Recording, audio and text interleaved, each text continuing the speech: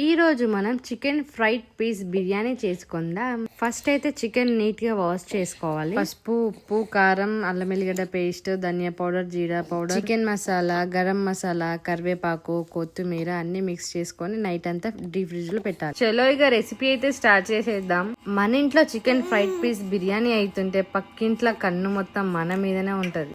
Rice కి chicken కి సరిపడా అయితే గిన్నె అయితే పెట్టేసుకోండి. నెక్స్ట్ ఆనియన్, పచ్చిమిర్చి, కరివేపాకు. ఫ్రైడ్ పీస్ బిర్యానీలో కరివేపాకు అయితే చాలా ఇంపార్టెంట్. కరివేపాకుతోనే ఎక్కువ టేస్ట్ అయితే ఉంటుంది. నెక్స్ట్ వచ్చేసి బగారా ఐటమ్ అయితే అన్ని వేసుకోండి. లైక్ దాచిన చెక్క, ఇలాచి, లవంగం, సో మిరియాలు అన్ని. కొంచెం చికెన్ కుక్ అవ్వగానే ఒక టమాటా ప్యూరీ అయితే వేసుకోండి. మన చికెన్ అయితే రెడీ అయిపోయింది. నెక్స్ట్ ఆనియన్ ఫ్రై చేసేద్దాం. నెక్స్ట్ వచ్చేసి మన చికెన్ రెడీగా ఉంది కదా, సో 80% రైస్ ఉడకబెట్టింది దానిపైన వేసేసుకోవాలి 1 లేయర్ గా.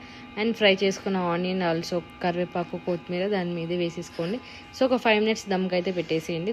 ఇంకా రెడీ అయిపోయిన తర్వాత నెక్స్ట్ ఏం చేస్తాం, నెక్స్ట్ ప్లేట్లో వేసుకొని తినేసి సర్వ్ చేసుకోండి. టేస్ట్ విషయానికి వస్తే మాత్రం అసలు నెక్స్ట్ లెవెల్. నేనే అనుకోలే నేను ఎంత బాగా చేస్తానా అని.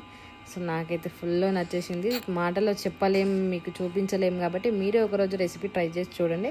మీకు ఎలా అనిపించిందో కామెంట్ చేయండి.